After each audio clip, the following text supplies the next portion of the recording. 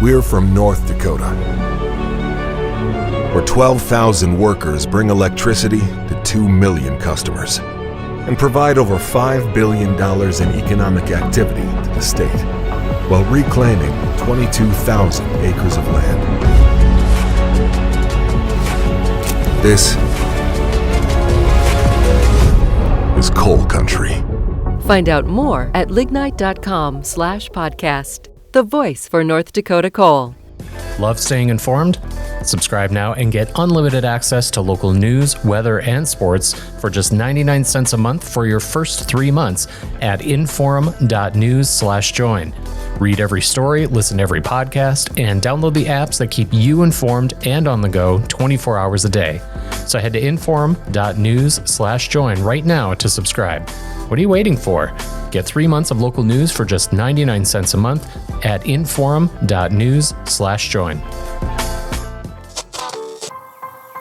You're listening to Plain Talk, the voice of North Dakota politics. I'm your host, Rob Port. If I sound distracted, it's because I've been busy covering this story all morning. I'm joined by my co-host, Chad Oban. He's right of center, I'm left of center, both sides of the political spectrum. I think it's cathartic. I think it's a necessary and proper debate. I'm glad we're having it. And honestly, we have to do better. Okay, I don't know why I'm getting blamed for this, right?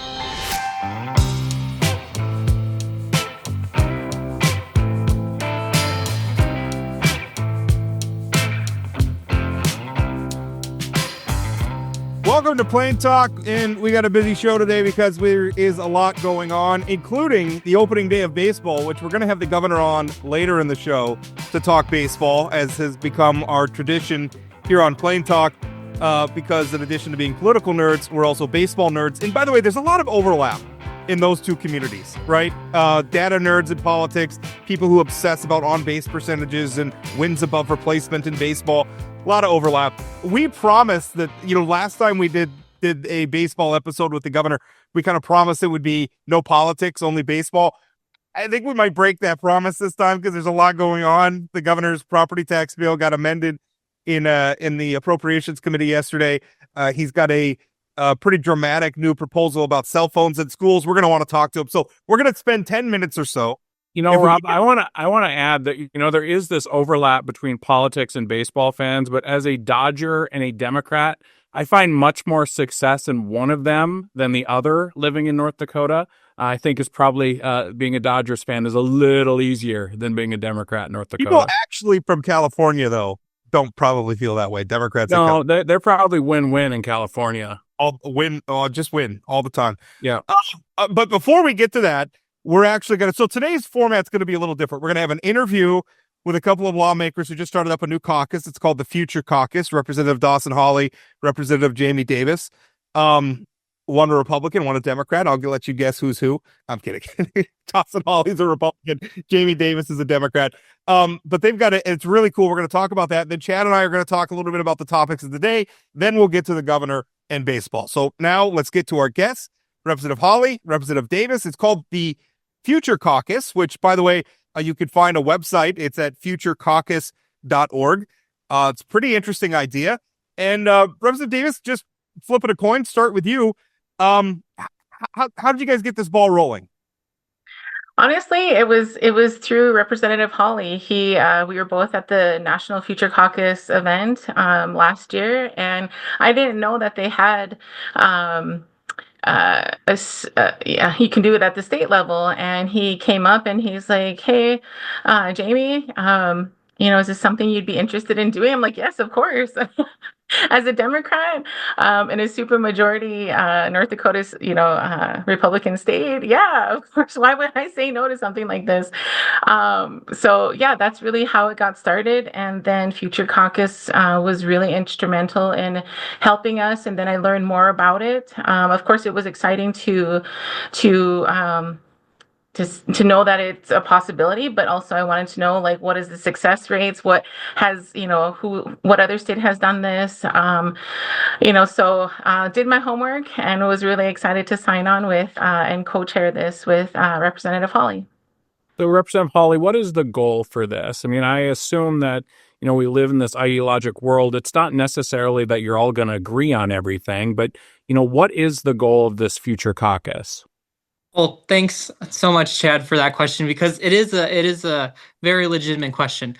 My goal with this caucus is to, right now with polarization be at an all-time high, it's like we're almost look at each other and we see the party platform almost as like hanging banner above them, more or less than the person themselves. And especially with term limits, especially with a lot of turnover of people, we don't really get to meet other members of the party. Like Jamie and I have had the pleasure of serving on human services together for 2 sessions now. And that's really how I've gotten to know Jamie very well. And she's an amazing person, and she's been a huge advocate for Native American her heritage. And that's really how it started, is that her and I both represent Native American districts. I represent Standing Rock, and she represents another one. And I am sponsoring a missing Indigenous task force.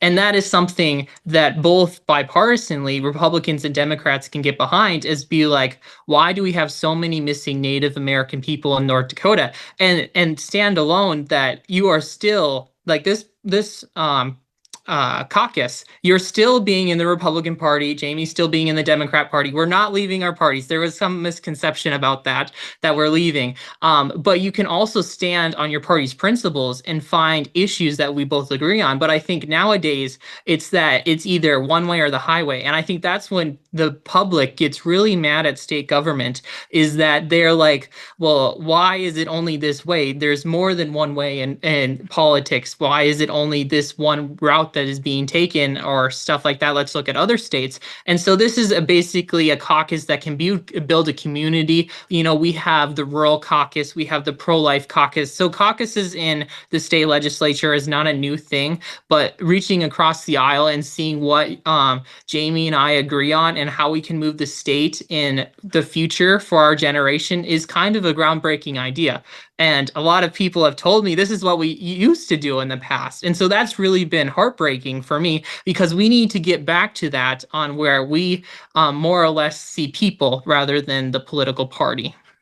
It used to be that the some of the part, I shouldn't say it ended, but we have the election, and obviously the different candidates belong to different parties, and they're campaigning on platforms and ideas and ideologies and everything. And all that stuff's important, right? We want to understand what a person's governing philosophy is going to be in as an indication of how they might vote. That stuff is important to voters, and we should be clear about it.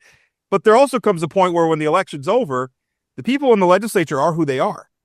And the idea is it becomes kind of a hothouse environment, but that's both good and bad.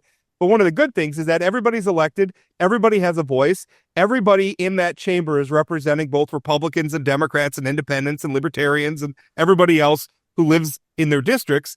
And so the idea is, well, let's get across some of these partisan lines and find ideas that we can agree on. And this appealed to me. It's a little bit like what Chad and I are trying to do with the podcast, where he's left of center, I'm right of center. And I guess this brings me to my question, and either one of you can answer it. I know Chad and I have experienced some things where, Chad gets accused that he's not far enough left. I get accused that I'm not far enough right, or I'm not an authentic Republican or conservative anymore. And it's a little infuriating, because all we're trying to do is just have conversations about important issues that matter and try to illuminate them. So have either of you, Dawson, I know you have, and Representative Davis, I guess I haven't looked as closely at yours, but I'll start with you, Representative Hawley. You've gotten some pretty dramatic pushback from people on social media, saying some pretty tough things about this decision. Tell me about that. Well, thanks, Rob. And I think that's an excellent question. Everyone is allowed to voice their opinion. I think it's interesting, because I have, my voting record has I'm a strong Republican conservative. So I think by me starting this caucus, I think some people are like, oh, all of a sudden now Dawson Hawley is going to go be a rhino and left. No, I'm still going to be my strong conservative principled person, but I like to bring up this story quite a bit. So my first session, I brought a bill to legalize the sale of raw milk in North Dakota. And I wasn't getting a lot of traction with my party and stuff like that. And so I went across the aisle and I had a conversation with former Representative Hamida Dakhani. And she's not from the United States. She's from another country. And she was like, oh my gosh, that's not legal in North Dakota. Of course I would co-sponsor on that bill with you. And so that really opened my eyes, is like, we can really bridge a divide. And when it came to that hearing and she helped me with that bill, a lot of people were like, oh, you have bipartisan support. And it was actually really encouraging to other members, because it wasn't just one party background. It was a whole coalition behind that. This can be a huge thing for North Dakota. And I keep bringing it up, just because I'm starting this does not mean that I am going to bend on my values. I'm going to stand strong on my values. That is what the people of District 31 elected me to do. And that is what I will continue to advocate for, is Republican principles. Representative Sorry, I wanted the same question to you. Have you had pushback from people saying, why are you working with those filthy Republicans? No, I mean, in sense, I think, and I can only go back to my experience. I think majority of my constituents, are Indigenous people, and we've always had to work with both sides. We've never had that luxury, honestly, to choose a side. But as a requirement to run for an elected seat, you have to choose a side. And so I'm pretty comfortable, in each side. As you all know, my brother is a Republican. I was going to bring it up. Yeah. So we have these discussions constantly. It's nothing new for me. And so I think, my constituents have always been like, what's best for us should be good for all of North Dakota, really. Yeah. I mean, your brother's probably a pain in the ass. It doesn't have anything to do with him being a Republican. Thank you. You said it. I did it. Representative Davis, I think one of the things that's interesting about this is that it's also younger folks, right, trying to come together. Because I think sometimes, I know when I was 20 years younger, I was far more partisan than I am today. Like, right. What Representative Hawley sort of said is, somebody has the first thing you think of somebody, they're a Republican, so therefore this is exactly what they believe on things. Do you feel like, and this is for both of you, but do you have hope in our younger generations of elected leaders and younger people? And I'm not sure I see it yet on either side, to be honest. I mean, we've seen some of the young elected Republicans, but Jamie, I know on our side, some of the left activists, there's not a lot of wiggle room. I mean, if you're not with us on everything, you're our enemy. So do you think that there's a movement of front because of this sort of caucus, that we can get younger leaders and younger activists to maybe see a little bit past the partisan divide that often clouds our judgment? And again, I'm guilty of it at times as well. Yeah, well, first, I love that Future Caucus considers anyone under 45 young. So that was number one why I signed up. That would mean I'm still young. Chad is not. I'm the only one that can't make it. So right there, I think, that's a great point. But also, I think more so that we have less than, in one way we have so much space, right? We have online discussions, but it's all Facebook, a post, but no real one-on-one discussions. And that's what really drew me to signing up for this was, okay, we're going to have this time and space where Dawson and I and whoever else are face to face, and we can really talk this out. Because when last session was my first session, and it was, even though Scott was there, I still was somewhat overwhelmed and intimidated by these people that have been there for decades. And, but there was no real space to have. It's like, oh, can I, okay, no, can I, oh, no, say. So this is like, okay, we have a time and space to really sit down and talk about these issues. And, the more I've been able to do that in these few sessions here now, the more I see we are closer than, honestly, we are apart. We just have those small, but, very important things to, I think differences, but there is negotiation there. There's things that can happen open. And I'm always open to learning more. That's my thing, education. And so I think if you can crack that door open a little bit and, let the light in a little, have that time and space to really have those tough and hard conversations, I think we can get a lot more done. That's a really interesting way of putting it, because so much of how we get our information now is specifically designed to feed us one type of information. Exactly. Whether it's social media platforms or even like cable news programming, it's like, people who are right of center watch this, people who are left of center watch this. In the Facebook algorithm, I mean, it's intended to bring stuff that's confirming what we already believe. And so I think this is healthy, where I know in like my news consumption, I have to be very intentional about going out and seeking things that are outside of my bubble. And this feels like that effort. Dawson, as a practical matter, first of all, how many members do you guys have at this point? And also, how's it going to work? Like, are you guys going to meet weekly? I mean, give us some insight into the nuts and bolts. Mm-hmm.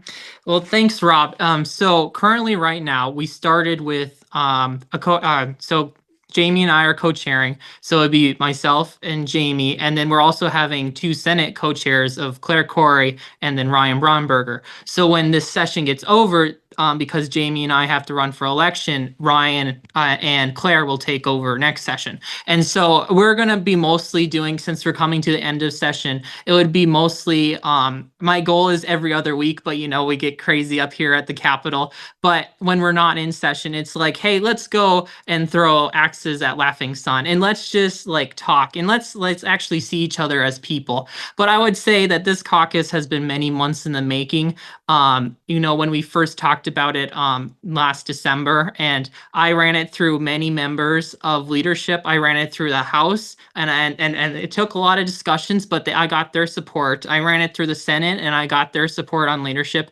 And then I ran it through the NDGOP, and I got their support. And so at first, everyone was like, okay, what is this? Are you leaving the Republican Party? We're not.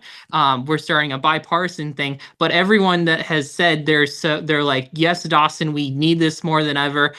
Being a college student, I see young people wanting to become politically involved, but they're not really sure how, and they want to be in politics. And sometimes they're like, why can't you guys just work together? And so I think this could be a great initiative on really showing the people of North Dakota that we want to move policy forward, that we can truly agree on, whether it's through like Jamie's Feather Alert or school lunches, or I bring up this story quite a bit.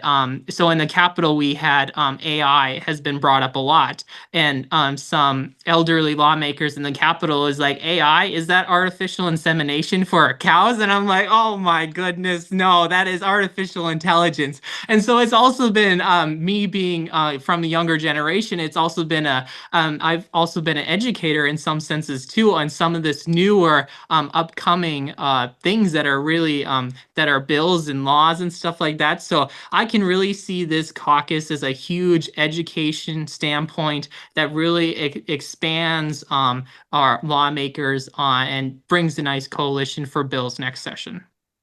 Jamie, Representative Hawley's brought up 2 different issues related to Native Americans, missing Indigenous women, and then also the feather thing. Obviously, Representative Hawley representing Standing Rock.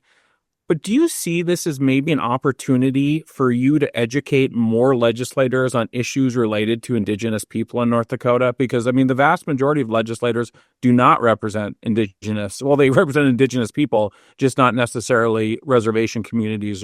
And there does seem to be a need for more education about the issues that are facing Indigenous people. Do you see this as another avenue for maybe you to help educate folks on what Indigenous people are dealing with in the state? Oh, yes, most definitely. I think, again, I just really love that there's this space that we'll have now to have these discussions rather than chasing each other down the hallway. Granted, maybe once every other week, but it's an important time to to have with other legislators, dedicated time that we often don't get. And so I know in my own caucus, it's like we see each other every single day, we talk every single day, but yet when we have that dedicated time, a lot more comes out. And instead of, right now, people will catch me kind of when I'm, in an odd time, and it's like, hey, almost like a secret. It's like, hey, I saw your feather alert. Can you tell me a little bit more about that? And it shouldn't have to be that way. It's okay to ask about Indigenous issues. And so I really hope it becomes kind of more mainstream. That's the goal, because every single district has Indigenous people in it. And I remind them of that. We're not just on reservations. More often than not, we live off reservations and off our reservations. So it's as much as a North Dakota issue as it is just a tribal issue. Right on. Last question. I know there's one focus of this is that it's bipartisan. The other focus is that it's focused more at younger lawmakers and again youthful people like me and Representative Davis and Representative Hawley, and not decrepit old people but I should have known better than to show up for this interview. I wondered if there's an interest, because one of those things matters to me a lot more. I really like the bipartisan angle and the idea that there's a clearinghouse for maybe finding some of the overlap. Areas where we're going to disagree on some things, and that's just is what it is. But finding the overlap where we do agree and passing those things. Is there an eye towards maybe in the future just saying, listen, this is intended to be a bipartisan clearinghouse place, or is that just outside of the mission? Either one. Dawson, I'm sorry. No, you're good, Rob. Yeah. Could you rephrase this question? I guess, do you want... Rob wants to know if people of my generation would ever be allowed into the bipartisan caucus to discuss these bipartisan issues. Oh, good point. I would say absolutely. I think for this caucus, I've gotten a lot of lawmakers that are like, I want to join, and I'm like, it is geared to the younger generation, but I'm saying, why are we capping it at an age? And I think that is really important. Is if we have all 140 some odd lawmakers in a room, and we all have this friendly discussion on, hey, if we all can get behind a bill and it passes unanimously, and it's a great thing for North Dakota, I say, why stop that? And so if I say let's expand it, I know that I for the age requirement, I think I'm going to raise it a little more. I'm working with the Future Caucus, because they're a national organization, that we might raise it to 60 to encompass more people that want to join and want to be more in a coalition, and so we can expand from there. But I'm really excited to see what the future brings for this. It's a groundbreaking idea. This has been introduced in many other states. I believe it's around 20 in other states, in both liberal, Republican, conservative, Democrats, and they've all seen true results from it. And so that's what I really want to see, is that we can put together, say, these three bills that we want to back this session, and then we come to the hearing and we're like, we work through it through the interim with each other. We've brought key stakeholders together, and this is something that the younger people of North Dakota bipartisanly agree on, and we present it to the committee. And so that's what I'm really optimistic for, is that we can turn a page and let's see, instead of us always being on Facebook and attacking whether it's the primary, the general election, let's focus on and let's build bridges instead of tear them down. That's a great line. I think we'll end it there. Dawson, Jamie, thanks for your time. Thanks, guys. Thank you. Thank you. Hey friends, we've got a new way for you to participate in the show. You can now call us or text us with your questions, comments, or anything you want us to discuss on Plain Talk. Just give us a call or shoot us a text message at 701-587-3141. That's 701-587-3141.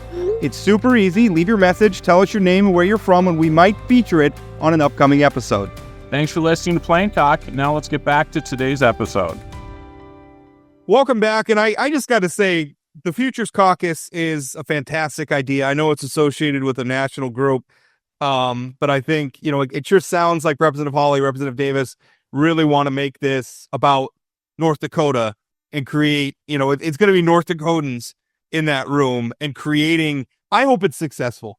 I hope it's successful too. And I'll tell you, I've never talked to Representative Hawley before today, but I am a huge fan of Representative Davis. I think that this is exactly the type of thing that I'm not surprised at all that she's engaging this kind of thing, because she really wants to move the state forward, and doesn't really like the partisan stuff.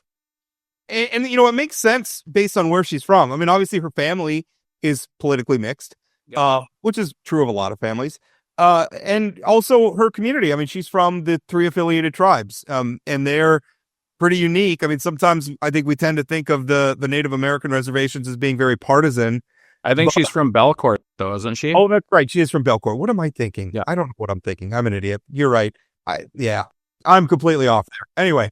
Well, it's still the same goes for Turtle Mountain as it does for 3 affiliated, right? Right. Why would I say they have oil? They have oil, which creates some interesting political dynamics, given how Republicans and Democrats typically feel about the oil industry. But I mean, certainly, I think she cares about the indigenous people from there. You're right, though. It doesn't surprise me at all that Representative Davis feels that way. Yeah. And Representative Hawley, here's the deal. I'm impressed by this, right? I mean, because we've talked a lot about sort of young Republicans and the division within the Republican Party, that the Brandon Pritchard types are real. I mean, these are people who grew up with Trump being sort of the norm for them. So I think Representative Hawley being willing to step into this space of bipartisanship shows some leadership for a very young legislator. It does. He's been taking it on the chin a little bit, too, on social media. And it's a phenomenon that I am familiar with. I mean, before I was talking to him about it a little bit, and I was like, "Welcome to the club, buddy," and he was laughing about that. But it's true. I mean, right now the expectation is that you are absolutely loyal, particularly on the right. Although it exists. I mean, when you look at progressive activists on the left, right, it's absolutely loyal, and I am just not interested on that. I'm just not interested in anything related to that. What I am interested in is, let's have good debates about policy and understanding we're going to have different philosophies and different beliefs or different perspectives. But it drives me nuts. Yeah. And I think you watch the legislature long enough, that the vast majority of votes are unanimous, right? I mean, the vast majority stuff is bipartisan. It's just some things that divide folks. So, but we got a lot of stuff going on this week in politics. Holy cow. Yeah. We have some new revelations about the Holmberg situation. Obviously, he's been sentenced. And it's really hard because on one hand, it is very important to get as many facts about all of that out as we possibly can. And including also that if there's more people that should be held responsible for what happened or may have, that they are brought to justice as well. On the other hand, there are a number of political interests who are just smearing everybody with this. There's left-wing political interest in painting this all about all Republicans. There's internal Republicans saying, Ray Holmberg was an establishment guy and the establishment covered it up. I've seen a lot of that going on.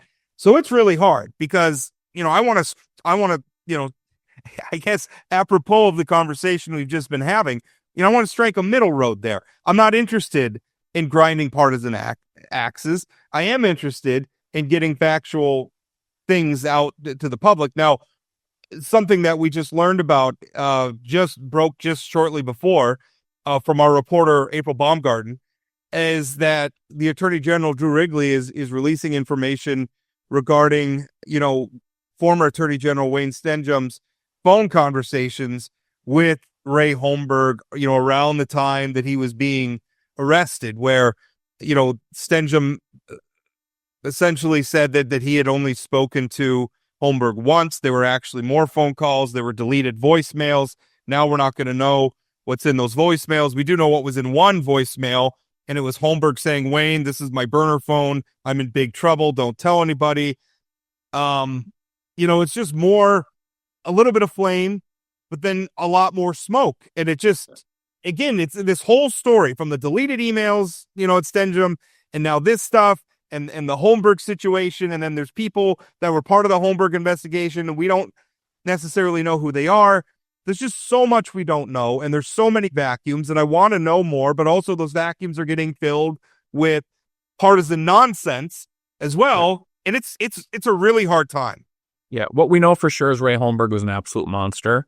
Absolutely. That he was sentenced to 10 years. He deserves every second of that. I think he'll appeal that decision. But there is there's a lot of weird smoke here, right? We also have the fact that Attorney General Stenjum died just a couple months after this stuff happened, with no autopsy and sort of weird circumstances around his death. You've got Troy. Well, but we just don't know. There was no autopsy, and then why did his staff start saying delete everything? We now have most of that stuff, but you can't deny that there was just some weird circumstances around that. And we don't know. To your point, when you said weird circumstances around his death, I want to be clear. We don't have any evidence that there was foul play. Right. But there was no autopsy done. And you remember that day where it was like, there was these reports, was he alive? Was he not alive? And maybe that's just the fact that he was the attorney general. And then the deputy attorney general at that time, Troy Seibel, has since passed away in, I think alcohol related. It's just a lot of stuff, right? And I think that's to your point. We don't know of any of this stuff. What we do know is that, Drew Wrigley said Wayne was obstructing justice or obstructing the investigation by deleting these emails or these voicemails. I also think it's weird. He also made a previous point that Stenjum should have recused himself from the matter and did not.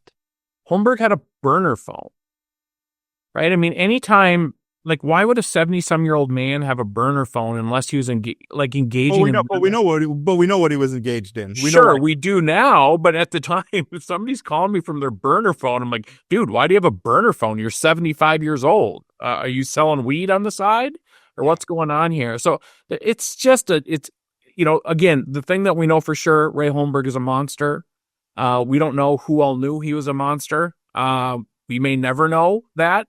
There's lots of insinuations that everybody and their dog knew he was a monster. I don't know. Obviously he's a creep. It's some of the stuff that's being pushed, and the Jennifer Pohl, who was the federal prosecutor, who is responsible for putting Holmberg away.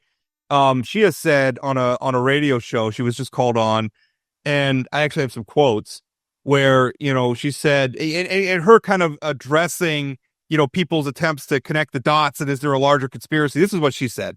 She said, this was a huge investigation. There is no further charges pending, and there is nobody outside of one that knew of or traveled with Holmberg to Prague. She also said, I don't think we should make assumptions as to who this individual is. And here she was referring to the host. You keep trying to insinuate that you know who these individuals were, but there was no evidence, and certainly no chargeable evidence against this individual. Interesting. And she's not only the federal, she's the acting U.S. attorney right now. Right. She's leading that office. That's interesting. I hadn't heard those. That's pretty clear. And let's also remember that this, if you want to play the partisan game, let's remember that this prosecution took place under President Joe Biden's administration. Right. In Democratic leadership. I don't know Jennifer's politics. Neither do I. And you also recall it was Joe Biden's appointee, Max Schneider, who recused himself from this whole. So it's the career prosecutors. I'm not trying to connect partisan. Understood, but it is the career prosecutors who did this work. So that's interesting. The quote from her, I hadn't heard that. So she's throwing some cold water on some of these attempts, but I don't think that's going to go anywhere. You look at the tenor of the Facebook. And some of it's just the moment. There's some really sensational things that have come out, and that gets people worked up. Long term, I don't know. I think it's very. We are learning some things about Wayne Stenjum that are great. The fact that Wayne was calling him, "I'm in trouble. This is my burner phone."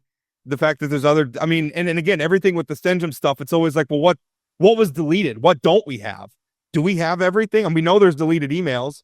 We know there's deleted voicemails. We got a lot of the emails. Did we get all of them? I don't know. I don't know. And on the flip side of that, it's Wayne's not here to defend himself, right? So we're just sort of getting this information without Wayne being able to provide any context. So is that fair? I think it's the only option we have at this point. But I don't think this is going away anytime soon. I think this is probably going to go to appeal. And then after it goes to appeal, maybe there'll be more information available in the investigation. But the appeal is going to take a while. So I think we're going to be in this weird holding pattern for a while. And I know I'm spitting in the wind, but I would hope that people would wait for facts to emerge and not just glom on to whatever theory matches what you want to believe. Because, first of all, by the way, there are real people involved in this, and on both sides, people who may have done wrong and victims. And I am very, I guess, upset. And I think there's people in North Dakota media that are just doing a terrible job keeping their powder dry on this. I am all for going after everybody that we could prove knew something and should have done something. Absolutely. Hold them accountable, criticize them. If there's criminal charges that are appropriate, let's get them filed. But we don't know what we don't know. Well, and who I feel the worst for right now is the Stenjum family, right? Again, their late father, their late husband, whoever is being sort of dragged through the mud here. I mean, obviously, we are learning some things that don't appear to be good at all. They didn't do it, right? And they're the ones that are living with the results of that. They didn't do it. And also, the little tidbits of information may not entirely be what they appear to be. And that's been the problem. It's been such a slow trickle of information, so much unknown. It's really, really difficult. But, those are the things. And right now already, I mean, there are people out there. Rick Becker was on my Facebook yesterday posting comments, accusing me of trying to cover up the Holmberg thing because he doesn't think I've written enough about it. I'm sorry that I'm not obsessed, and I'm not going to go down all the different conspiracy holes. Also, I work for a company where we have a reporter, April Baumgarten, who's doing the work, who's been doing the lion's share of the work. I mean, there's a lot about this story. She was the first to report on it. She has broken one story after another. And she's the one that figured out the text messages, right? That's right. So she works for my company. I'm not going to she's leading the charge on that. I'm not going to step on her toes. I'm happy to share her work. And, I've done, by the way, the fact that we know about the deleted emails started with my open records request when I was trying to find out about the whole lease fiasco with Representative Jason Doctor. That kicked off the whole thing about the deleted emails. So I'm comfortable with the job that I'm doing. Anyone accusing me or who would think that I would cover up for anybody in politics is, I'm sorry. That's just not my style. This should be the first and last time we talk about Rick Becker on this podcast for a while. Well, I have a feeling that his promise to stay out of politics is not going to follow through. So we may be forced to I don't think he can resist himself.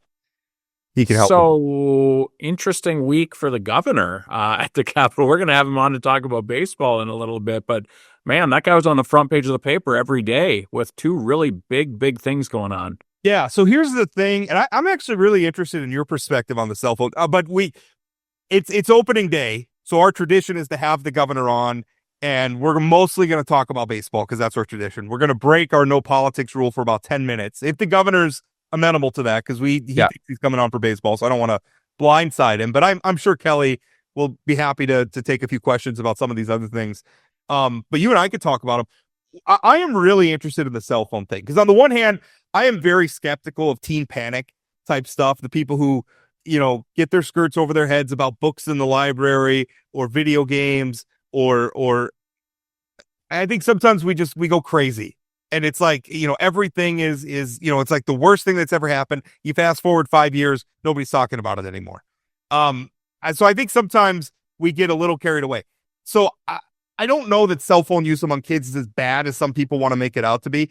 On the flip side, I do think that they're a distraction in the classroom. And I do think because it's such a provocative thing, the legislature is removed enough where they can kind of reach down and set some guidelines on this issue and maybe take some of the heat off teachers and school officials and school boards. And I think that would be a good thing. What Governor Armstrong has proposed, and he's working with Senator Michelle Axman and Representative Jim Jonas. Jim Jonas. They both had bills related to cell phones. They've both been amended with identical bills that are essentially what Governor Armstrong called a bell-to-bell ban on cell phones in schools, which essentially the kids check them in at the beginning of the day and they check them out at the end of the day. There's some other stuff there about restricting them at school activities. There's some stuff about making sure there's a phone available if kids need to call their parents during the day. And I think schools have like 2 years to implement this. And there's also some funding to. Nope, it's this fall.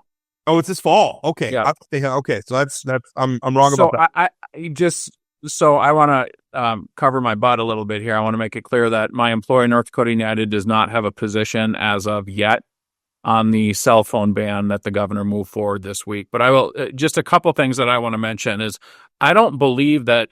So what the governor's bill would do would make it so there has to be a policy for bell to bell.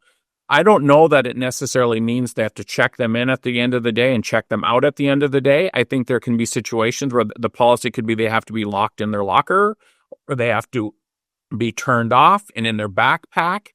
So I think like there's a middle school that my brother happens to be the principal in Bismarck who does have bell to bell, no cell phones. They don't collect them. But they're like any other thing that's not allowed in the school. There's repercussions if they have them out, right? And so I think it does provide districts some flexibility on how to implement the bell-to-bell cell phone ban. I do think there's going to have to be some things that get worked out in terms of, I mean, we're really pushing on our high schools in particular to do internships, and you look like you want to correct me. Well, I pulled up the bill, and what prompted me to say bell-to-bell locked away is I'm looking at Section 2, subsection A. Each school district or applicable governing body shall adopt and implement a policy for schools which requires all personal electronic communication devices be turned off, securely locked away, and inaccessible to students during instruction time. So I don't think maybe it's in a locker. Maybe the backpack wouldn't be. It says inaccessible to students. So I mean, yeah. By that language, I mean a locker is accessible to the students. So I suppose I hope that maybe we can ease up on some of that a little bit. Yeah, maybe. But I also think figuring out like the high school piece is the tough one, right? We have kids that like, we're really encouraging more hands-on learning, go to the local shop and learn how to do things. How does that cell phone ban work when you're going to Sanford Health to do an internship or something like that? So they'll have to figure that out. But personally, I think this is something that can be done. It should be done. I think the timing and what exactly is all encompassed can be part of this. But I mean, just anecdotally, we both have kids, right? I mean, they are distractions. Screens are distractions. I talk to teachers all the time who talk about how frustrating it is that screens are distractive. The governor's bill also provides for exemptions for students who need the electronic devices for IEPs or medical, tracking glucose levels and that kind of thing, which is important. But I think this is something we can do, and I think this is something that's going to be good for kids. The implementation is not going to be easy, particularly if it sticks with implementing this fall, but this should be a goal. There are exceptions in the law for school-provided devices. A lot of schools have like Chromebooks and stuff that they use during the day. Obviously, computer lab and they still have computer lab, or computers just everywhere now? I don't know. I assume they might just be everywhere. Yeah, because back in my day, like, it was like the computers were all in a special place. Right. It was a class that you went to. I just don't think. I mean, I think they're so ubiquitous now. We just don't do that anymore. But they, I really like the idea because I think we got to get. And by the way, one of the biggest obstacles of this is not going to be the students; it's going to be parents. Who, let's be honest, it is super convenient that I can text with my high school student during the day. And I can, we use it to arrange because she's in theater and she has after school activities, and, those schedules change and, or she has plans with friends, and she keeps me in the loop that way. So that during the day, or if she's not feeling well, she needs me to bring her some Tylenol to school or something. It's really convenient.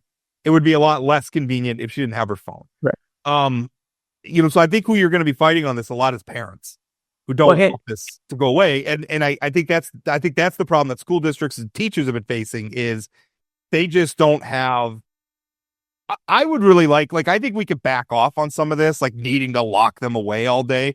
I think we could just say it's the law of the state of North Dakota that they can't be using their, other than school provided devices during classroom instruction time. Now that means put it in your backpack. It's the law, and so I think when you say, well, it's the law, let them put it in their backpacks. If in between classes, if they need to pull it out and text mom and dad or something quick, they can. I think that's a good middle ground. But I think we're going to have an expert on, I think, next week to talk about this. And I think what he'll say is, well, it's somebody, it's Jonathan Haidt, who wrote a book called The Anxious Generation. And there's like a whole kind of movement behind it. And I have to admit, I have not read the book. But he's done a lot of work on this front, but it's somebody in his coalition, like his policy director, who's from Minneapolis. She's going to be he actually testified on the two bills as well, remotely. Okay. But I think what we'll hear from him is not having it bell to bell doesn't take care of that anxiety, because kids are still wanting to see what their notifications are during the breaks and that kind of thing. So, we should talk to him about that. But I do think that we can work through these things, right? I mean, this is just it's a societal shift. And the most important thing that building administrators can do and district leaders can do, clear expectations, right? For not only their staff, but their students, and most importantly, their parents, on how this is going to work and how can people communicate with their parents about changing plans and those kind of things. Kelly said during the testimony that he used to coach baseball, and he just tell kids, you have to be there at 8:00 on Tuesday morning. There'd be no more communications, and then they'd show up, right? I mean, we were able to do this in the past. How do we get back to a place where maybe we can have conversations about what we need to do rather than Facebook? I'm just not convinced that even going to bell, I mean, those phones are going to be waiting for them when the bell rings. Sure. I mean, and that's part of my skepticism of some of this, is that these things are not going away. Cell phones are not going away. Computers are not going away. And because I remember back once upon a time, I was supposed to turn out to be a Satan worshiping serial killer because I played video games. Well, you're an atheist conservative. I mean, I'm weird. I'm super weird. And I should have a Yankees fan. Dang it, I missed it. Here's reality. Like, we were like violent video games and violent rap music and all this other stuff was supposed to make us violent people. The violent crime rates, with the rise of the internet and the rise of realistic video games and the rise of ready access to any kind of music you want to listen to, violent crime has gone down. Yeah. Sometimes I don't know. I'm a little worried that some of it's team. And I'm going to be a little skeptical with the expert, and I don't have data. They're going to have data to back it up, and I don't have anything but my own experience as a parent and political or social observer. Part of me though thinks you don't solve this problem by just banning them. We've got to teach people how to have healthy relationships with this. Right. So I think that's sort of the push and pull there, right? I mean, on one hand, we need to make it so our students aren't distracted in the classroom so they can learn what they're supposed to be learning and teachers can do their jobs. But on the other hand, exactly what you're talking about there, we need to teach folks how to use these things responsibly. But I mean, you probably spend more time with teenagers than I do, but the time I spend with teenagers, my God, I want to take their phones and throw it in a river, right? I mean, my experience is not that bad. And, this is an anecdote, but I have, I have two daughters, one she's in her 20s now. But my younger daughter's still in high school and her friends are over, and they're on their phones a ton and they use their phones in ways that I don't. Yeah. But they do a lot of stuff together. They socialize a lot together. Yes, their phones are part of their conversations, but they're talking to each other. They're creating. I mean, there's a lot of cool stuff that's happening on there as well. So I don't buy it. This is just at a 100% negative. Yeah, it's a really interesting sort of big, huge cultural change. And again, it can't just be the schools that are dealing with this. There does also need to be an education component about screen time. And that, although my wife and I have had conversations, we know that's how screen time negatively affects our kid. I mean, you can see it, right? When he's on screens too much. We know we're still not that great about dealing with it. Yeah. You know what? There are tools out there, and they're getting a lot better. We have, I'm an Android user. So Google has some things that, we have Chromecasts on our TVs for watching TV. My son has a Chromebook, and he has a Google Fitbit smartwatch, and I can control like his smartwatch. He takes it to school with him every day, but it turns into just a plain old watch during the school day. Like I can set that, say from this hour to this hour. It doesn't do anything but tell time. Afterwards, he could call me on it. He could send me texts on it. It's really helpful because he walks back and forth from school. So I can look up where he's at for GPS. This is super convenient. But I can also set, I could go in and with his Google account, I could set time limits, and that controls how much time he can be on his Chromebook, controls how much time he can be on his TV. Once he's used his time limit, it's done. There's content filters. There's a lot of stuff out there. And if you avail yourself of them, they work pretty well. So I think it takes, as a lot of social problems, I'm pretty skeptical of the government's ability to solve it. Sure. I think the government can maybe prod parents in the right direction, but this has got to be parents have to care about this. And it's not going to change until parents care about it. Right. I agree. We better talk about property taxes. Yeah. So the property tax bill I called it unusual. It's not an unheard of situation that a bill gets policy amendments and appropriations committee, but this one is a little unusual in that. So we're talking about and really, I think at this point, I think everybody believes the Nathan Armstrong bill with the property tax credits is the bill. That's the one that's going to pass.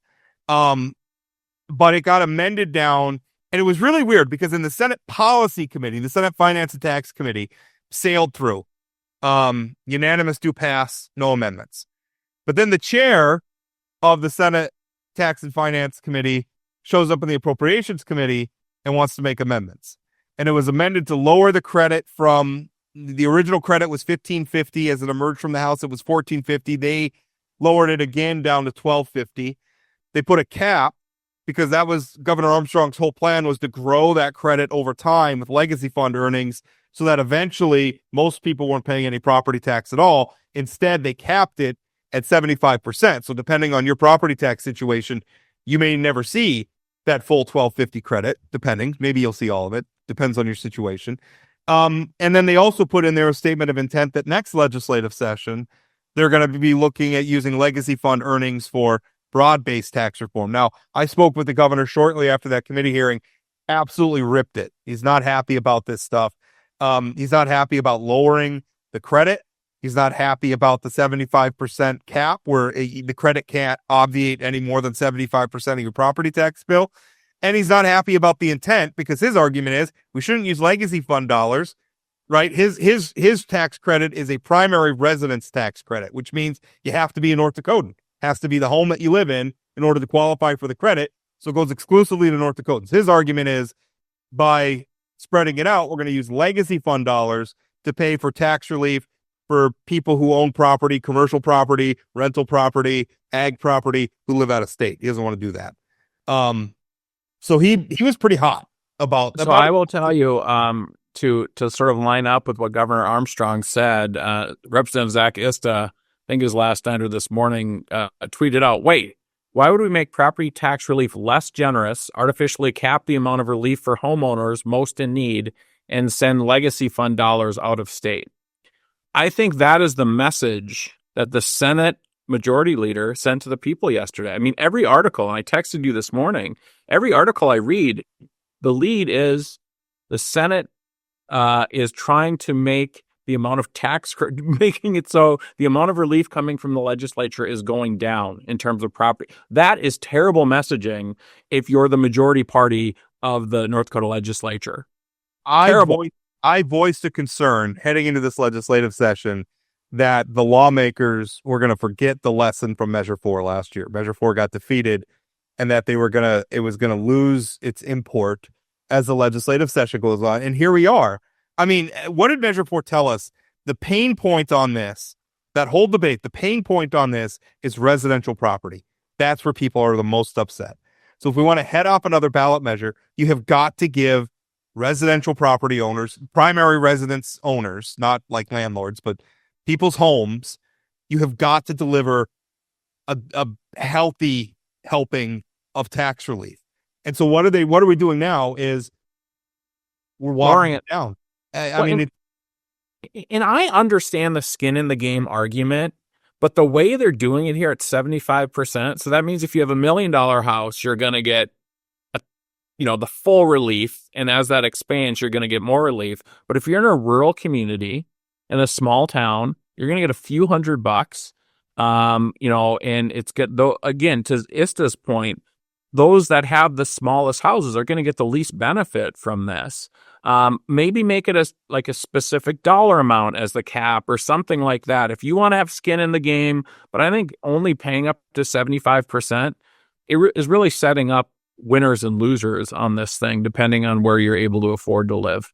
It's kind of funny. As the news article that I pulled up on our Inforum website has a banner ad from the tax department about applying for your 2025 primary residence credit. How much do you care about the skin in the game argument? I mean, I know you understand it. I understand it. I'm not sure how much I care. I feel like it's kind of a made up concern, not made up. And it's not a made, like, I understand the idea that we need to be able to connect what we're paying for to what we're getting to what we're paying for, right? I understand that argument completely. And I understand the desire not to get everybody to zero. If you have a $3.5 million house, I don't care if we get you to zero. But I think most middle class and lower middle class folks, if we end up getting them to zero and they don't have, quote, skin in the game, I'm okay with that. But I think we need to be careful that we're not picking winners and losers here. Again, I like just taking a step back on the messaging here. I don't understand what was gained yesterday by the legislature adopting some of these amendments and now going to conference committee. The articles around lowering the amount of the benefit is the only thing people are paying attention to today, right? And then he tried to also put in a cap for 1 year at 2%. Like, I don't understand, if you want to do the cap at 2%, do the cap at 2%. Like, it was just, I don't know, it was strange. And some of his amendments got 0 votes. I mean, I don't know how the House Majority Leader brings in an amendment and gets 0 votes on them. I mean, first of all, I don't like the amendments as policy. I don't like them politically for 2 reasons. One is that I wanted 2 things from tax relief. I want a strong cap, and I want the immediate relief to be enough that heads off another Measure 4. Because if we don't, if North Dakotans are still mad about their property taxes, we're gonna pass something at the ballot, and I guarantee you it's going to be worse than anything the legislature does. It's going to be a terrible mistake. So I don't, we need to get ahead of that.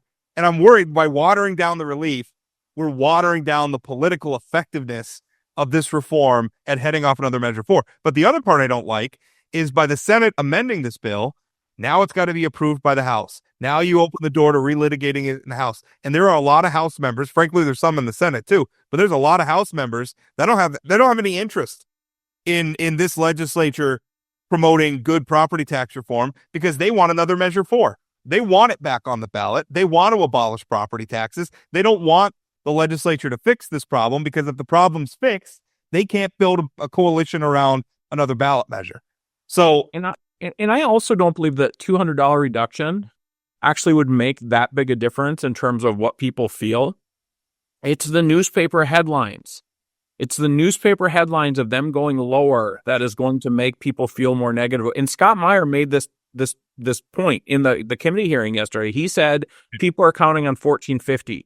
Why would we lower that now? That's terrible messaging. Yeah. No, it's. I mean, you and I both know perception is reality in politics. So it may be $1,250 is a nice chunk of change to get off your property tax bill. Don't get me wrong. Assuming you get it all because you have that 75% cap. So people in rural communities, but that's part of the problem.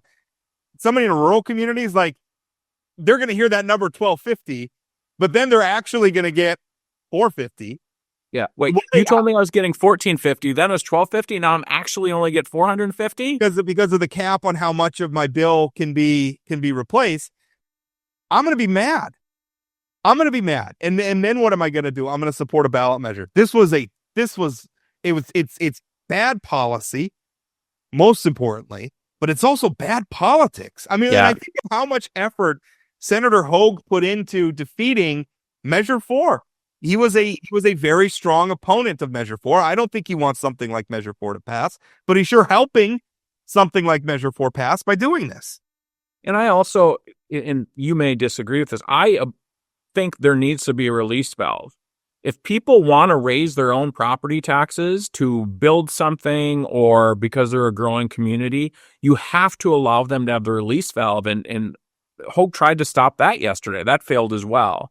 But if you believe that locals should be able to control their own destiny, you've put a cap on them. If the taxing community wants to raise their taxes, that's their prerogative after that. Well, I tend to think that the voters, I mean, again, if this gets into the whole local control argument, which is so flexible, you can use it to argue just about anything that you want. From what the voters are telling us, I don't think they want local control on this issue. Because if they did, they would vote differently at the local level. I think they want the legislature to fix this. And one of the only ways is for, saying that I support a pressure relief valve too. Yeah. There is a point. I'm not sure that the valve needs to be maybe as open as it was. I don't know. I mean, to the extent that the legislature gets blamed for local problems all the time, maybe there should be legislative approval.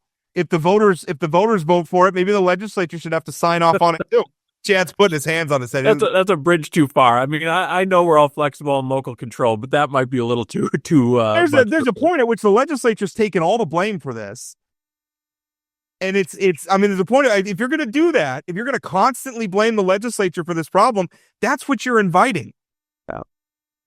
All right.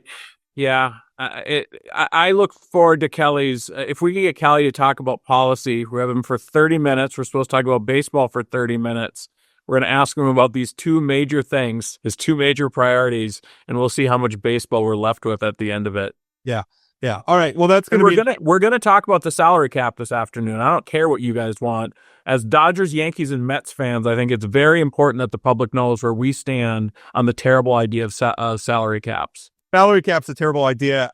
Make the small market teams spend more because they're billionaires. They're raking. The Twins they're raking in money. The Twins, even despite their winning track record, they're making money. All these teams are making money.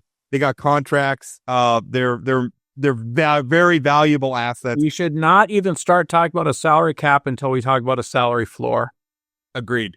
All right, that's coming up next. Thanks for listening.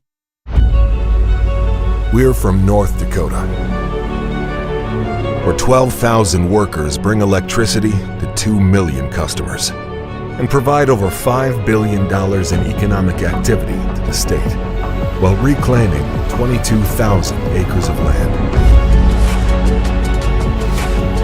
This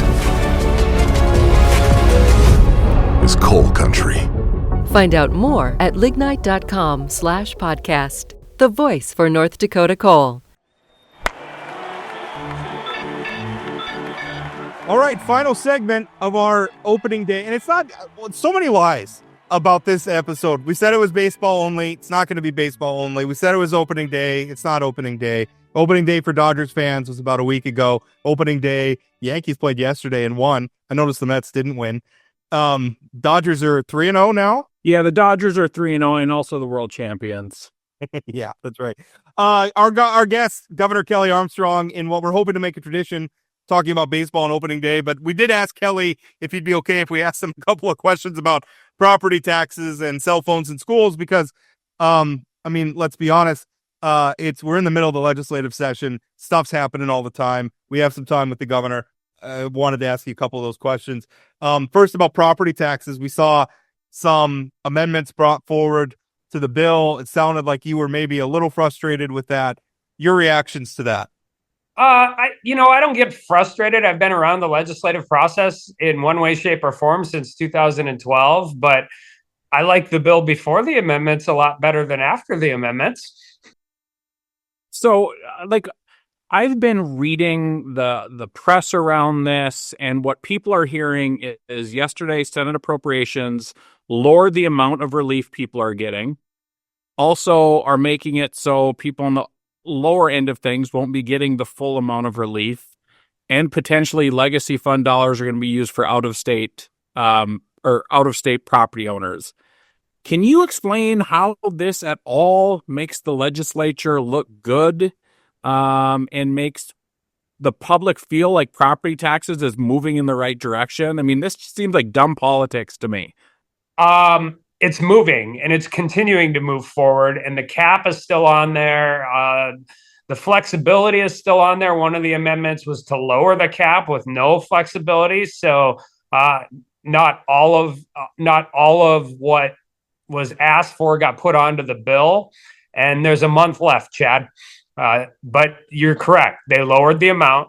They lowered the percentage of which you could get as a primary residence holder, and they put legislative intent language in that said next biennium, legacy fund earnings would be used for broad-based tax relief or property tax relief, which means agriculture and commercial land. And the reason we spend so much time on primary residential is it's the only place you can guarantee that legacy fund earnings go to North Dakota citizens, because you can't do that with agricultural land and you can't do that with commercial, which means by the nature is you would be giving legacy fund earning dollars to out-of-state landowners and out-of-state business owners. Well, I don't think that's a smart idea. There were two goals coming out of this that I wanted. I mean, first of all, I want good policy. That's first and foremost, good property tax policy.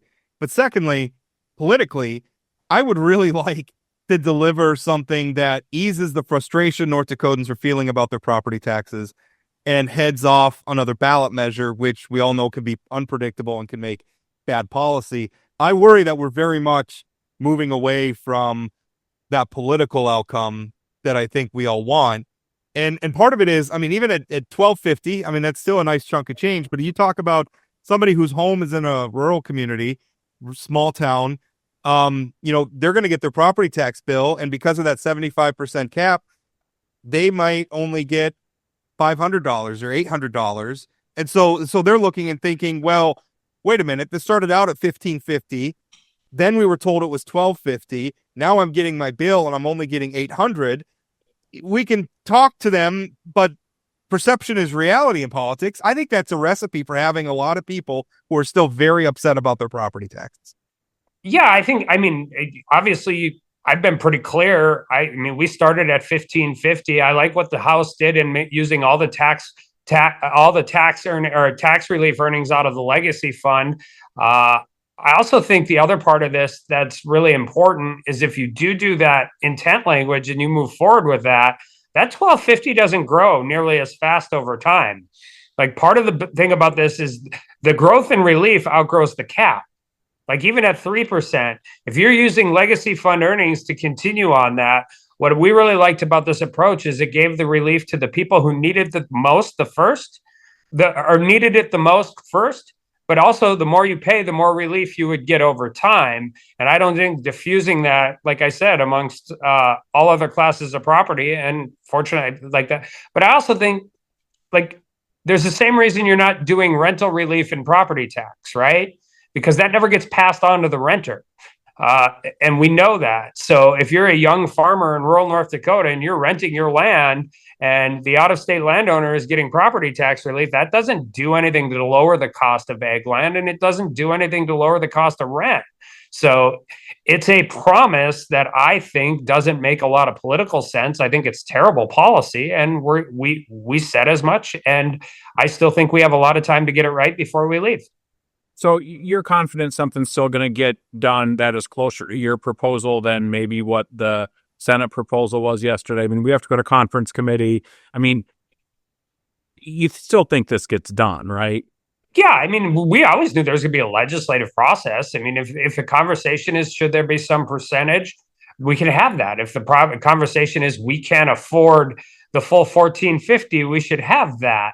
I think those are both kind of tough sells. I think the problem is, and this is just fundamentally, I spent 6 years in DC where, a lot of times Republicans would walk in and step on a rake before we go vote. I think this is an unforced error, and I think this is what happens when you have a small group of people decide they're going to put amendments onto a bill without vetting it publicly. Let's talk cell phones real quick before we move on to baseball. Your bill, bell to bell, ban on cell phones in schools. I got to tell you, Chad was telling me he heard from a teenager friend. Chad's. I would like to quote directly, Kelly. I got an email or a text message from friends of ours' son who's in 11th grade. He and I have never discussed politics before, and the text just says, "I hate Kelly Armstrong." So how are the kids feeling about this cell phone ban, Kelly? I will tell you that Layla Port also had a somewhat visceral reaction when I told her about this. I have 2 teenagers at home. You can about imagine how it's going. And so first of all, I want to be pretty clear on this. This is a very much a group effort, and I'm not saying this to diffuse blame. We just spent our time talking about property taxes and maybe some of the political frustrations I have. I think this is more impactful than that. I think, by the way, our teenagers, if we do this for a year, they're going to like it too. You can't find a school that's done this that doesn't like it. And the reason is simple. I mean, mental health is bad. Anxiety is bad. Test scores are going down. These things are every bit as addicting as vaping. They're every bit the outcomes that this will do and teach our kids, social skills, critical thinking, and a lot of that. But I just have to say, I can't say enough about Michelle Axman, Representative Jonas, everybody else on both sides of the chamber, both sides of the aisle, and not the least of which is Michelle Strinden for really leading the charge. This was always going to be a conversation we had May 1st. And over the course of the last 2 months talking to people, we just didn't think we should wait.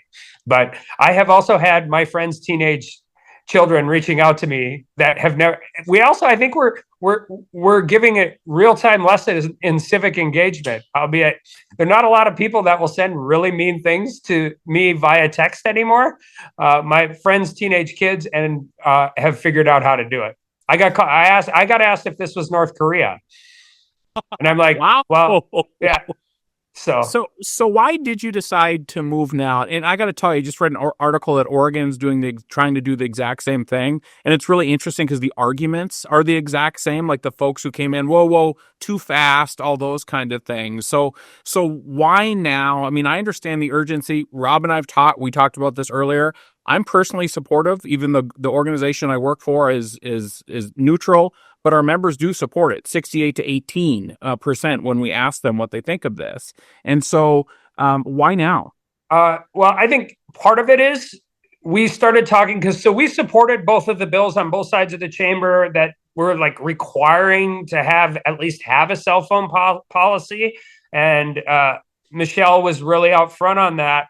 But then in talking to people, in all honesty, and I've talked to the sponsors about this as well, the way those bills were written actually probably do more harm than good, right? Like this is like faking that you have due process isn't the same as having due process. Faking that you have a cell phone policy that isn't really any kind of policy actually does it. So in talking to people, we're like, I mean, the outcomes are so important, the mental health, the anxiety, part of it, that we're like, why are we waiting 2 years? Why would we wait? That's an entire class of juniors and an entire class of sophomores that you could touch in a really meaningful way that you're just giving up because you're saying we don't have time to do it. That wasn't a good enough excuse for our office. And I think it's rare when you know the data supports it, but you also know it anecdotally. Like there's nobody that has kids, that has grandkids, by the way, that has friends. My screen time is as bad as my kids' time.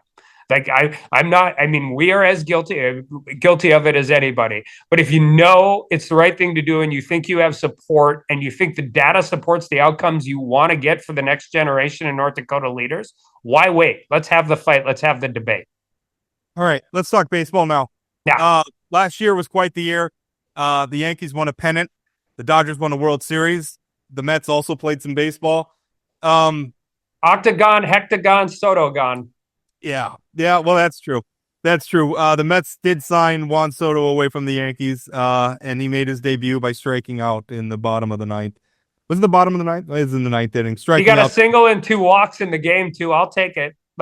Yeah. No, don't get me wrong. At the end of the year, Juan Soto will hit around 300. He'll have an on-base percentage over 400, and he'll add like 30-plus home runs. So, yeah, I mean, the difference between a Mets fan and a Dodgers fan is you'll take Soto having a decent line and losing. The Dodgers expect to win. 162 games, my friends. I like the trash talking already. Yeah. Only one of us or only two of us are on pace for 162-0, though, Kelly. So I think if we're going to talk baseball and we're going to talk opening day, and we're going to talk about all of this, I have to go back to when I was campaigning last May, and I was in the Element Hotel in Fargo, and the Mets reliever threw his glove into the stands and got cut. Like, I think he got cut that night. If not, he got cut at 8 a.m. the next Playing morning against the Dodgers. And I texted both of you, and I'm like, it is going to be a really long season. Turns out we went to the playoffs and had a nice little run, and it was a lot of fun to watch. It was. Yeah. It was. A lot of fun baseball last year. A lot of fun baseball this year. Rule changes, kind of the name of the game for baseball of late. They brought some in, I think are pretty good. The pitch clock, I think, has worked out well. Although our first game was like 3.5 hours. So I don't know. Maybe but that's because the Yankees. I mean, the Yankees are long no matter what. Yeah, that's true. But what do you guys think the challenges for strikes, balls and strikes? They're allowed a limited number of challenges during the game. How do you guys, they did it, and that's not the rule for regular season. They were trying it out in spring training. How do you guys feel about it? I think they should have followed the governor's administration. Why wait 2 years when you can do it right now? I thought it went great in spring training. I really liked it. I'm a traditionalist, right? But it would have been nice if Angel was still umpiring. That would have been the best fun on whatever trivia board you have with the ball and strike count. But I mean, we can't get everything we want in baseball. If Angel Hernandez was still an umpire, I think all the teams should have colluded to make sure the first ball or strike call that was overturned in the history of Major League Baseball regular season was Angel Hernandez. That would have been poetic justice. You know, I'm a traditionalist as well, but turns out I like the universal DH. Turns out I like the pitch clock. Turns out I like the relievers having to pitch to 3 people. I like only throwing to first base twice. I like all those things. I'm not so sure on the pitch challenge yet. I'll have to evolve on that if it moves forward. So my question, Chad, do you think it worked as well? I mean, do you think it could have worked I can have that conversation, but they implemented it really well. No, they did. I think it's going to be interesting if they implement it is how do teams utilize it? If they're limited in the amount of challenges, I think you're not going to have anybody challenging pitches early on because you want to save it till later in the game. And maybe that's the way it should be, that it's only pitches that really, really matter that are challenged. You hate to see an inning. You hate to see an inning end or a rally end or something because somebody got a bad call or see and I guess this is kind of the fallacy of the unknown outcome. But if a pitcher, if a strike's called a ball and the inning continues and then somebody hits a home run and the whole game shifts, I don't know. I kind of like it, and I like that it's limited, so they're gonna save it for late in the game where it's gonna be more impactful and it's fast. I mean, that's the thing. It doesn't slow it down, right? Like, we can talk about the pitch clock in the majors, and I mean, I think I don't have near as much time to watch baseball games as I used to, but the pitch clock, like at the Fargo Redhawks, you keep things that you like, it's everywhere. The pace is there, and you get younger. I mean, there's this, by the way, you want to talk cell phones, Netflix, Hulu, those guys aren't making 2-hour movies anymore because nobody has the attention span they used to have. They'd rather make a 30-minute or a 40-minute special for the 18 to 36 demographic. But translate that into wanting the next generation of sports fans to love baseball as much as we do. You have to speed it up. And they're doing a good job of that. I don't think we've lost the integrity of the game. And I guess that would be my point with the pitch, but with the pitch challenge. They implemented it well. It didn't slow things down. It didn't bog it down. I thought they did a good job. What's really and I think with the pitch clock, it did make the game much better. I mean, I remember during the playoffs last year, my mom saying, "Oh, I can actually watch these games," and she has an attention span of a grandma, right? I mean, let alone my 8-year-old sitting down and trying to watch a game. It's made the game much more enjoyable from my perspective. One interesting thing about the pitch challenges is that they're initiated by players. Like the current replay that comes out of the dugout. So you've got like a manager, and usually you'll see a quick call up to the booth, and they'll kind of give thumbs up, thumbs down, or whether they're going to replay. But this one's on the field, and the thing about the replays now is that the players always want to replay, right? Like there's a close call, and you'll see them like indicating over to the dugout, like and they're like wrong. I swear they're wrong more often than they're right because they want everything. And I'm really kind of interested in seeing which players are good about the balls, because there's going to be pitchers that think everything they throw is a strike. And so I'm really interested in seeing, are they going to let the pitcher make the call? I think I would probably want my catcher making the call more so than the pitcher, maybe less emotionally invested in it, but that's going to be an interesting dynamic. I thought about this because I was watching some of the MLB thing on Greg Maddux, right? The documentary on Greg Maddux. And it's just fascinating. He used to call pitches from the mound. Did it his whole career. Nobody knew he was doing it. But you almost wonder how successful he would have been. I mean, nobody could stretch a strike zone like Greg Maddux. And you almost wonder what this would look like. Although I will say this, he was always on the corners. It wasn't like he was getting 8-10 inches outside. That was more of a Glavine thing. And did you guys see when Trey Turner purposely challenged Max Scherzer on the first pitch of a game just to mess with him?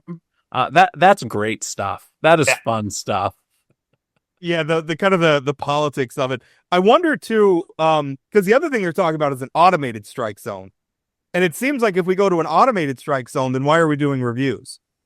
So I mean, is this even really ever going to become a part of baseball if they go to an automated strike zone?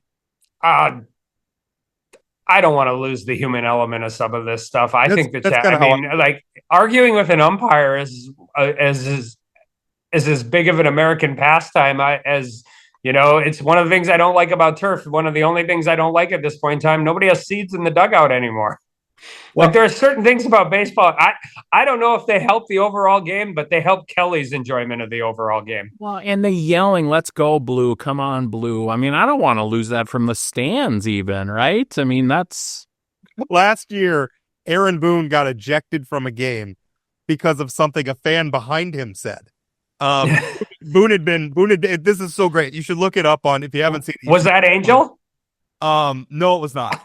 But it was, and Boone, I mean, trust me, Boone gets ejected a lot. He likes to chirp from the dugout. And he was given the ump the business. The ump kind of turns and points at him and says something like, "That's enough." And then Boone very visibly goes like, "Okay, yeah, okay, I'll shut up." And then the camera stays on him, and he's just standing there, not saying anything, spits a sunflower seed out or something. And then you see a guy behind him, do this number, but he's got his hands up around his mouth and yells something, and probably not something I can repeat on the podcast. And the ump turns around, throws his mask off, and tosses Boone out. And Boone was like, "I didn't say anything," and he's out there. So we have 10 minutes of Boone like, "I said nothing. I didn't say anything." And I don't know. That's very entertaining to me, and I don't want to lose that. I think umpires are a part of the game, and I think I want them to stay part of the game. I don't mind the accountability with some replay stuff to make sure we're getting it right, but at the end of the day, I want a human making the calls. Yeah, even on the player side, right? Like you do analytics, you do Moneyball, you do all of that stuff.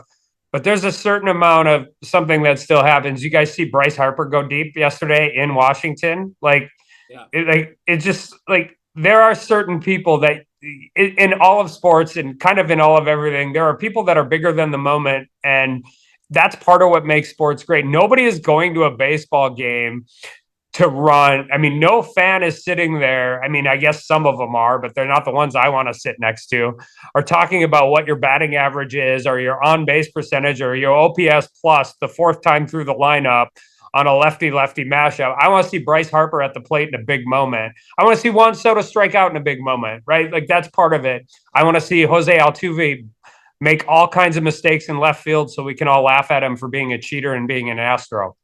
And I'm glad you said Astro. I thought you were going somewhere else there for a second when you started talking. We want to see Freddie Freeman go yard, grand slam, game one, because the Yankees brought in the wrong relief pitcher. I want to see Ohtani's 3-game parlay. Like, I want to see this stuff. All right. Speaking of the Dodgers, one of the things that's really frustrating me these days is the amount of people who are calling for salary caps because the Dodgers run too good of a franchise and they're trying too hard to win. We got a Yankees fan and a Mets fan here. I assume you guys agree with me that a salary cap is not what baseball needs. Correct. Come on, The Kelly. difference between my team and your team is we've spent a lot of money over the last 10 years with not quite as much success. But no, I mean, It's top to bottom organization. That's what makes the Dodgers great. I mean, I think even in salary cap places, I don't think I think the argument that you help mid-market teams is valid, but there are not a lot of free agents going to the Minnesota Timberwolves either, right? Like the ability to help mid-market teams in that space, I don't think justifies it. I do think that, hey, by the way, White Sox are over 500 for the first time in 2 years. And the Angels brought in a position player to pitch on opening day against them. I think the luxury, before you go to a salary cap, I think you have a luxury tax and you can deal with that. I do think one of the things that part of the, Moneyball piece of this is you sign like for the Juan Soto thing and all of that, but I think you got a lot of guys that hold out either Boris as their agent or whatever that aren't going to get the money that they think they're going to get for those legacy contracts anymore. And I think the market will take care of a little bit of on its own. Now, keep in mind, we've got a Yankees fan, a Mets fan, and a Dodgers fan. Right. Pretty easy for the three of us to argue the luxury tax is the appropriate way to do it. Yeah, I don't even like the luxury tax all that much, but I'm also like in favor of my favorite era of the Yankees is when George Steinbrenner would just go full dark, Death Star and sign all the free agents. I don't have a problem with that, but you're right. I mean, some of it's just not overcome. A lot of free agents sign with New York or sign with LA because they want to live in New York or LA, and they don't necessarily want to live in Minneapolis. And all due respect to our friends in Minneapolis, yeah, I don't know what I don't know what you do about that. But Cleveland, Detroit, like they want to live in warm weather, and I mean, I don't blame them. I do think if we're worried about competition, let's face it, baseball, even the worst baseball franchises are hugely valuable assets.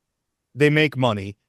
I think there ought to be a requirement that they have to invest in their teams. If you want competitiveness, I don't think the problem's at the top.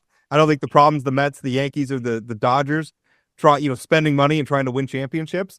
I think the problem is you got some owners down ballot, as it were, who are not trying as hard as they could. Agree 100%. There needs to be a floor. Raise the floor. I mean, I don't have a lot of sympathy for, the White Sox, for example. They're in a huge market and they're still not spending any money. Ricketts in Chicago. I mean, San Francisco and Toronto have at least tried to spend money, but those are two places where they can't get people to come, right? Marlins are another example. I would complain about the Rays, but they're usually good anyway. So right. They're usually annoyingly good for how little they spend on their teams. Yeah. I mean, and the answer is there are a lot. I mean, it's baseball, right? Like, you need, you give me Diaz, you give me Soto, you give me Lindor. I mean, the other answer that I think you're starting to see, and I think you saw this last year, by the way, I think you saw it to some degree with all three of the teams we root for. Chemistry still matters. I spent last weekend watching the 3-part series on the comeback, and I mean, it's a fascinating story. I'm not a Red Sox fan. Right.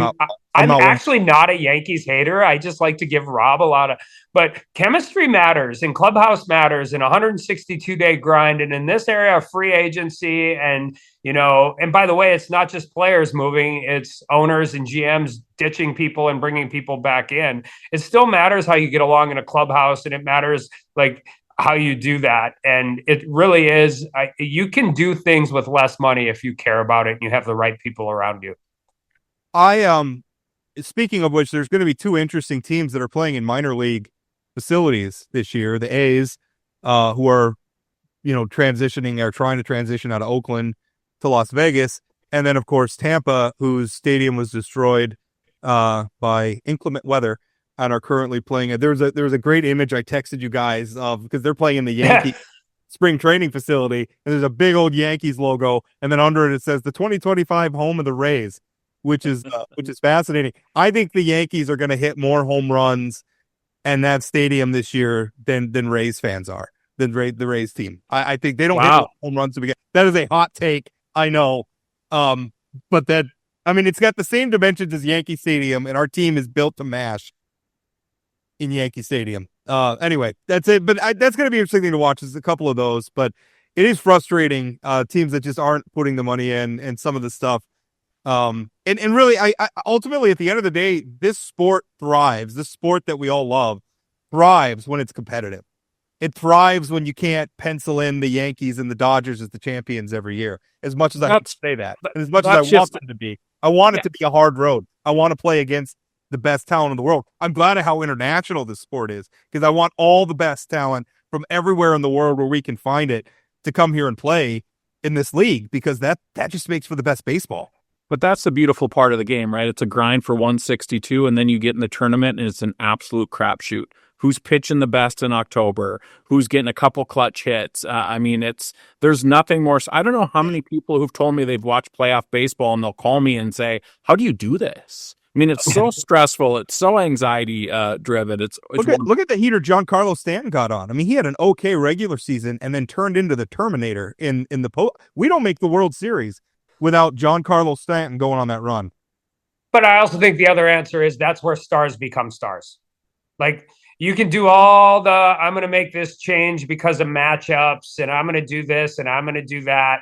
But that's where, I'll just use Lindor as an example, right? And even, first baseman who was Alonso, who had a, tough, kind of a real tough hang, probably his last at bat as a Met, right? They're saying it. And all of a sudden, walk-off. And, Freddie Freeman hits a walk-off grand slam, and you couldn't happen to a nicer guy. And, I'm sure Pete Alonso's not back with the Mets right now if he doesn't hit that homer, right?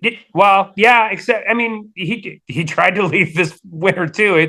It wasn't really a buyer's market on him, but he has a chip now.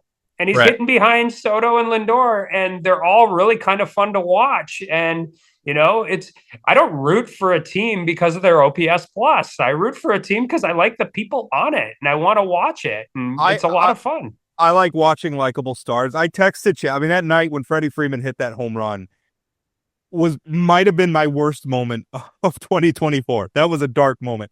And I think I texted Chad though. And I didn't really want to, but I texted Chad and I said, it's hard to be too mad because it was Freddie Freeman. And how do you not like Freddie Freeman? Well, see, that's how Dodgers, I am. Oh, go ahead. The Dodgers right now with Freddie and Mookie and Shohei, particularly the first two, are so likable. Clayton Kershaw is so likable even though they're the evil empire, they've got these personalities who are hard to not like. We've got that dynamic. I think you guys would feel if Aaron Judge had hit that big home run, I think you guys would probably, how do you not like Aaron Judge? Right. I think you probably would be crushed in the same way I was crushed that my team got demolished like that. But, I have no interest in the Angels, and I have an interest in rooting against the Phillies, but man, I'll root for Mike Trout and Bryce Harper every day of the week. Yep. Talk about two different personalities, by the way. I like that Mike Trout is like this superstar baseball player, and I'd love to see him win a world championship, but he's also like the most boring guy in the world, like private life. Like his hobby is meteorology. I don't know if you guys knew that. Like he's got his own weather station in his backyard. Anyway, baseball's if he wants to win a World Series, he better get out of Anaheim. Yeah, he can go to the Dodgers when Ohtani goes to Vegas. Too easy. Too easy. All right. Well, we could all agree it wasn't the interpreter, right? Like, we all know this. Do we trust the court system or do we not trust the court system? The court system isn't always right because they're smartest. They're right because they're last. True defense attorney. Well, do we want to make any predictions for this year? I can tell you that I will be rooting for the Bismarck Demons, and it is opening day for me. My son's a freshman over there, and they have 2 scrimmages tonight. And I'm way more excited about that than I am actually about MLB. Other than as an old Dickinson Legion coach, rooting for Bismarck is like, it's a tough hang right now, but it's going to be really exciting. It's going to be fun to be at a personal level. The fact that I get to go to these games instead of being on a flight back and forth to DC makes me a very happy dad. So is he playing JV or varsity? No, he's a freshman, so it's JV. I think the high school system in they'll move kids around and all of that. I think he's catching one and playing first at one. He's on a freshman JV team. We'll see what it looks like. Whatever. I just want to see. I want to see pitchers throw strikes, and I want to see some baseball. Go Demons. That's what I say. I just hope both teams have fun. Oh, come on. No, Go I'm Demons. kidding. I will be rooting for Bismarck. My dad wrestled for Bismarck High. So it's always fun. I'm very excited. I am very excited to be a Demon fan. It's going to be a lot of fun. Hey, Kelly, before we let you go, you brought up wrestling, and I couldn't help but think about your wrestling background when I saw pictures of you shooting baskets at the Capitol. Do you want to defend your honor? I mean, I've taken some shots on this podcast at your basketball form. Do you want to defend your honor, or is it well-placed, the criticism? Whatever criticism you gave about my basketball form is not nearly harsh enough. Like, there's no possible. The biggest outlier in the entire legislative session is that a team I was on shooting baskets won anything. That tells you how good the auditor and the insurance commissioner were, because I am objectively terrible about anything involving basketball. You notice that I am very quiet during this conversation because I am nobody's idea of an athlete, and as maybe as bad as Kelly looked, I don't know that I would have done. I actually felt bad that they documented you shooting so poorly in so many places. Your wife tried to. I'm not good at it anyway, and she's in there messing with me, like coming in and poking me, and like it's just a bad. My form's terrible, but at my accuracy's just as bad, so it doesn't matter. She's a menace. I saw a video of her like checking Houge out of the way. I mean, she was playing dirty. And how about the fact that Senate Dems had to bring out retired senators in order to fill their team? Well, there's some jokes there. Yeah. All right, coming up, I should mention Kelly's going to be on our live show. We're going to have another one, April 23rd. We were threatening that we would do this to you, and now we're actually going to do it. April 23rd, again at Peacock Alley, live show. Governor Armstrong's going to be there. It's going to be a lot of fun. Also, remember, you can always send us texts or call us 701-587-3141. No one ever leaves us voicemails. Everybody always wants to text. Leave a voicemail. We had one voicemail. Anyway, also follow us, TikTok, YouTube, Facebook, X. Plain Talk ND is the handle on all of them. We made it super simple for you. Kelly, thank you so much for coming on. Thanks, Governor. Thanks, guys. Good luck.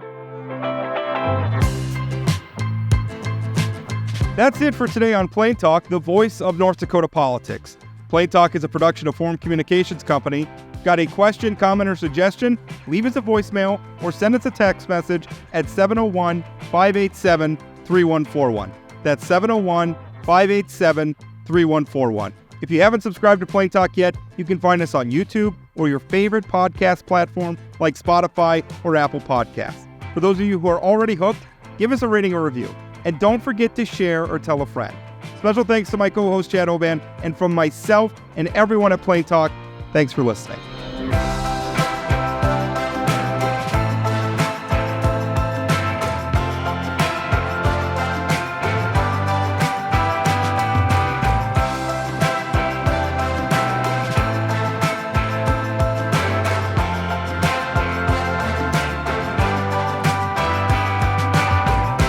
Some elderly lawmakers in the Capitol is like, AI, is that artificial insemination for our cows? And I'm like, oh my goodness, no, that is artificial intelligence.